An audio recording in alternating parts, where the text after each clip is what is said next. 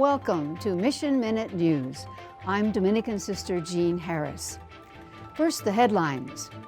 Weapons of war on our streets. Pope Francis respects decision, condemns abortion. News from the missions. Rediscover the beauty of Vatican II liturgy. Death penalty abolition hard won.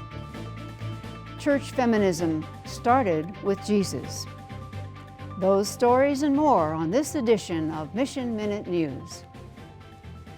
Weapons of war on our streets.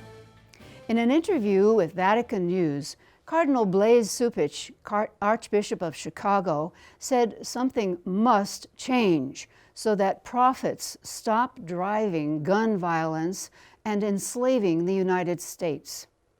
The Cardinal contends that weapons of war should not be in the hands of everyday people and suggests that the Holy Father's call for a culture of nonviolence be taken seriously so that it becomes a reality. He condemned the tragic shooting during a 4th of July celebration in the Chicago suburb of Highland Park and spoke about the comfort the Archdiocese is working to offer those traumatized by the deadly event. In a telegram sent to the Archbishop, Pope Francis decried the tragic shootings, appealing for a rejection of all forms of violence and a respect for life at all its stages. He said he was deeply saddened to learn of the senseless shooting and asked the Cardinal to convey his spiritual closeness to all affected. On July 4th, a gunman on a rooftop opened fire at the beginning of an Independence Day parade in the affluent Chicago suburb, killing at least 7 people and wounding at least 35 others. Police identified Robert E. Crimo III as a suspect in the shooting, and after an hours-long manhunt, took him into custody. So far, during 2022, almost 300 mass shootings have plagued schools, churches, grocery stores, and public events. Pope Francis respects decision, condemns abortion. Pope Francis has responded to the U.S. Supreme Court's decision overturning Roe v. Wade, which returned power to regulate abortion to the individual states, saying he respected the decision but added, "I have to study it because I don't really understand the details of the ruling 50 years ago, and now I can't say whether it did right or wrong from a judicial point of view. However," he said, "I respect the decision." The Pope went on saying, "Let's go back to the issue of abortion, which is a problem." He said it is important to look at what science has learned in the past few decades. Science today, and any book on embryology, the one our medical students study, tell you that 30 days after conception there is DNA and the laying out already of all the organs. He then asked, is it legitimate, is it right to eliminate a human life to resolve a problem? He insisted, it's a human life. That's science. The moral question is whether it is right to take a human life to solve a problem. Indeed, is it right to hire a hitman to solve a problem? The Holy Father also emphasized the importance of a pastoral approach to Catholic politicians who support abortion, saying, when the Church loses its pastoral nature, when a bishop loses his pastoral nature, it causes a political problem. That's all I can say. News from the missions. Green Sunday celebrated. On June 5th, Holy Spirit Catholic Church in Ambassa, Northeast India, celebrated Wanam Hatsai, or Green Sunday, an annual tree planting festival in India. The date is also known as World Environment Day. The parish held the celebration in collaboration with the Uishobani Society, a charity supported by Divine Word missionaries with the goal of feeding the hungry. More than 350 saplings from the parish nursery and Ambasa's Forest Department nursery were given to people to plant at their homes. June 5th, Pentecost, was also the parish feast day, so more than 600 people from villages served by the parish came to celebrate. 51 children received their first Holy Communion during the Eucharist, reports Father Ivan de Silva, SVD, from Ambasa Mission. Chad School celebrates end of school year.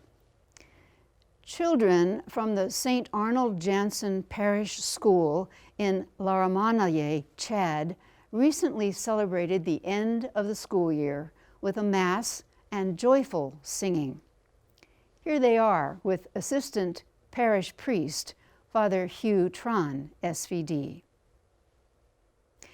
Sharing Vocation Journey on June 29th, the SVDs shared their vocation journey and a lovely afternoon with the youth of St. Mark's Parish in Inala, Brisbane, Australia. It was wonderful to share and enjoy one another. Superior General visits Mozambique Mission. The SVD Superior General, Father Booty Claydon, is presently visiting the mission in Mozambique. He toured the various stations, projects, and activities and had many meetings with the villagers and mission managers. Visits like these encourage the missionary activities of the confreres and afford first-hand information about the reality of the people in the missions. Serving migrants in Brazil. Many families, children, and women find themselves in situations of vulnerability and personal risk today, even more than in previous years. Approximately 1,700 people of 21 nationalities were served at the SSPS Center in Brazil and received items such as food, clothing, and hygiene kits, as well as social and psychological orientation. Missionaries serving at the center had constantly asked themselves, "Lord, how will the poor manage to live if this pandemic does not stop?" The year 2022 began, and God did not abandon them. With the arrival of more collaborators and volunteers, our courses, activities, and services were able to return to normal. New house, donations arriving, everything very simple, many things used and in need of renovation, but it is what we have. We brought back the Portuguese course for adults, professional courses in baking and handicraft for women, Portuguese and English courses for children and adolescents, guitar classes for adults and children, art, drama, social and psychological care, speech and conversation skills, especially focusing on daily issues like violence against women, reestablishment of family and community ties, not to mention integration and intercultural activities like Bolivian Children's Day, Carnival, Mother's Day, and others. Although we are very simple, nothing equals the affection and trust placed in us, confirms Sister Margarete Scapinelli Conte, SSPS, from the province of Brazil North. Generalates support Ukrainian refugees. Jesus continues to become flesh in human history, in every gesture of solidarity, responsibility, and cooperation. This then gives birth to our response to the crisis situation in Ukraine. At the SSPS Generalate in Rome, we have welcomed a family from Venezuela and another from Libya last year, and this year, when the war broke out, 7 women from Ukraine. Our life is very simple. We share with them what we have received from others. The women enjoy being in our garden, and some participate in the liturgy. They go to school and learn Italian. Some work, some cannot due to health reasons. We try to accompany them through listening, attention, and prayer. We give our time and energy, sharing blessings, sorrows, hopes, joys, and dreams, because life should be lived looking forward. People fleeing war carry in their hearts many problems, misunderstandings, sadness, heavy suffering, unanswered questions, fears, and anger. These issues push us to our limits, to our fragility and vulnerability, as we struggle to accept them, knowing that to become strong, we must admit our weakness and trust totally in God's grace. Although this is difficult and demanding, the experience also produces much joy. The faces of Ukrainian women and their children, as well as those from other continents, challenge our prayers, touch our hearts, widen our horizons, and open our hands. Together, we can do more than we think, shares Sister Christina Sveda, SSPS, from the Generalate community, Rome. Rediscover the beauty of Vatican II liturgy. With an apostolic letter to the people of God entitled Desiderio Desideravi, Pope Francis calls for Catholics to overcome forms of aestheticism that appreciate only outward formality or allow sloppiness in liturgy, noting that a celebration that does not evangelize is not authentic. The purpose of the new document is to recall the profound meaning of Eucharistic celebrations as it emerged from the Council, and to encourage liturgical formation. Desiderio Desideravi includes 65 paragraphs elucidating the results of the February 2019 plenary session of the Dicastery of Divine Worship, and follows the motu proprio Traditionis Custodes.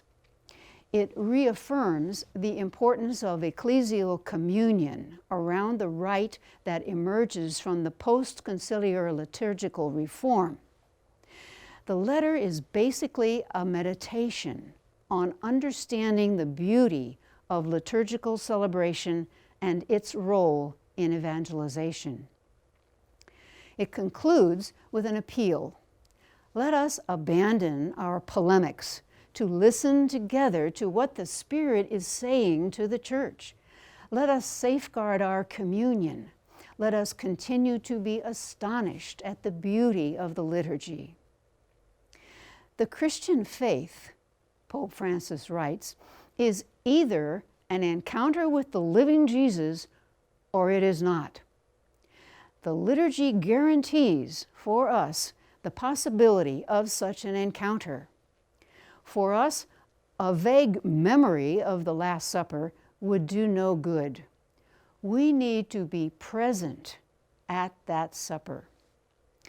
Recalling the importance of Vatican II's Constitution on the Sacred Liturgy, Sacrosanctum Concilium, which led to the rediscovery of the theological understanding of the liturgy, the Pope adds, "I want the beauty of the Christian celebration and its necessary consequences for the life of the Church not to be spoiled by a superficial and foreshortened understanding of its value, or worse yet, by its being exploited in service of some ideological vision, no matter what the hue."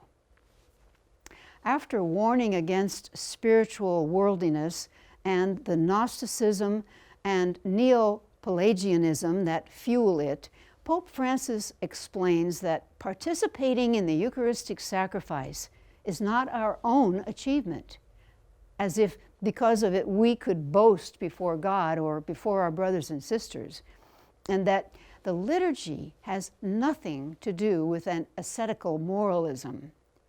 It is the gift of the paschal mystery of the Lord, which, received with docility, makes our life new. The cenacle is not entered except through the power of attraction of His desire to eat the Passover with us. To heal from spiritual worldliness, we need to rediscover the beauty of the liturgy. But this rediscovery is not the search for a ritual aesthetic which is content by only a careful exterior observance of a rite, or is satisfied by a scrupulous observance of the rubrics. Obviously, what I'm saying here does not wish in any way to approve the opposite attitude, which confuses simplicity with a careless banality, or what is essential with an ignorant superficiality, or the concreteness of ritual action with an exasperating practical functionalism. The Pope then explains that every aspect of the celebration must be carefully tended to. Space, time, gestures, words, objects, vestments, song, music, and every rubric must be observed. Such attention would be enough to prevent robbing from the assembly what is owed to it, namely the paschal mystery celebrated according to the ritual that the Church sets down. But even if the quality and the proper action of the celebration were guaranteed, that would not be enough to make our participation full. Behind the battles over the rite lie different conceptions of the Church itself. The Pope points out he does not see how it is possible to say that one recognizes the validity of the Council and at the same time not accept the liturgical reform born out of Sacrosanctum Concilium. Concluding his apostolic letter, Pope Francis asks all bishops, priests, and deacons, the formators in seminaries, the instructors in theological faculties and schools of theology, and all catechists to help the holy people of God to draw from what is the first wellspring of Christian spirituality, reaffirming what is established in Traditionis Custodes, so that the Church may lift up in the variety of so many languages one and the same prayer capable of expressing her unity. And this single prayer is the Roman rite that resulted from the conciliar reform and was established by the saintly pontiffs Paul VI and John Paul II. Death penalty abolition hard won. There's a new book out on the market, way out there. It's called Closing the Slaughterhouse, the inside story of death penalty abolition in Virginia.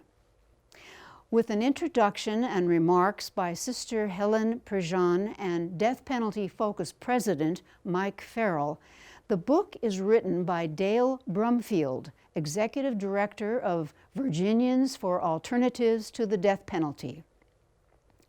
The Abolition Victory event happened on July 1st, 2021, when the U.S. state of Virginia ended a 413-year tradition of an avaricious use of the death penalty. Virginia had led the U.S. death penalty stats with almost 1,400 executions since 1608. Efficiency was the goal, executing 73% of those sentenced to death, when the average nationally was only 16%. They whittled the appeals process down to less than 5 years, when again, the national average is almost 10. Higher courts upheld lower court decisions. The state executed 94 women and about 736 enslaved people, more than any other state. And at least 16 juveniles, 11 to 17 years of age. Many of those convicted deserved harsh punishment, but Virginia had taken harsh to a whole new level with its finality over fairness philosophy. The practice had ensnared many innocent and undeserving victims under the guises of protecting white citizens or being tough on crime.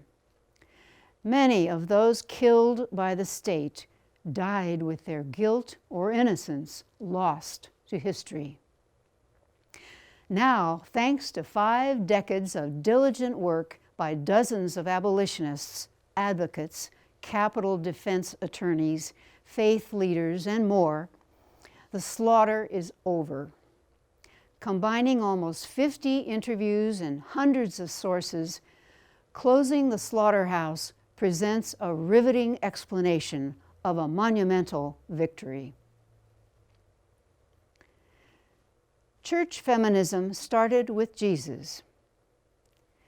In an article published June 1st in the NCR's Global Sisters Report, a member of the Order of Consecrated Virgins in Bombay happily observes, the recently promulgated Apostolic Constitution Praedicate Evangelium has come as a pleasant surprise to many, especially regarding leadership positions in the various dicasteries of the Roman Curia now being opened to baptized men and women in all vocations and categories. The pronouncement moved consecrated Virgin Namita Renu to examine the scriptural basis for these high-level ministries now open to all the baptized. She sees a clear feminist movement in the Gospel of Luke, who contrasts Mary and Martha in their loving and following of Jesus. Martha in traditional roles serving the Lord, and Mary representing the feminist church as envisioned by Jesus. Renu feels that Jesus came to bring abundant life to all and wants both men and women to be liberated from patriarchy. But because most of Jesus' disciples in the early church came from backgrounds and experiences uncomfortable with women in leadership, the feminine story, her story, is mostly unwritten, distorted, or erased from scripture and tradition.